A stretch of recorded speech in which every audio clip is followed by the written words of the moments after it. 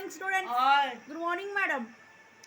ওকে সবাই শোন, আজকে না তোদের বাংলা থেকে কিছু পড়া ধরবো, কবিতাটা ধরবো। এতদিন তো পড়াটা ধরা হয়নি। আর অনলাইন ক্লাস কি আর বলে ওটাকে? ওই হে হি করতেই দিন যায়। অনলাইন ক্লাস ওটাকে বলে না। যাকে শোন, কিছুদিন পর তো তোদের ফার্স্ট টার্মের পরীক্ষা 12-এর, তাই না? তো সেজন্য বলি কি, আজকে একটু কবিতা ধরবো, কেমন?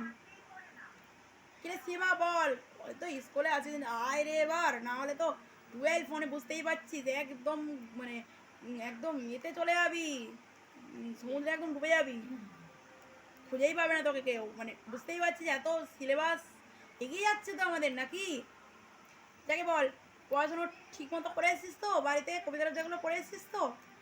হ্যাঁ ম্যাম, কবিতা তো পড়েই এসেছি, দারুণ পড়ে এসেছি।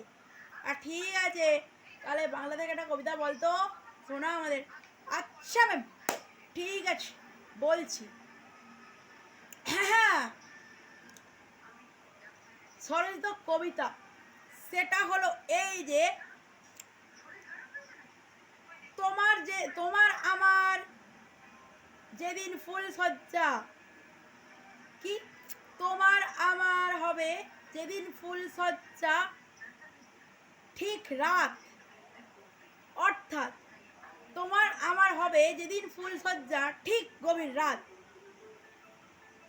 তুমি আমি দুজনে ফুকবো বিড়ি, টানবো সারা রাত।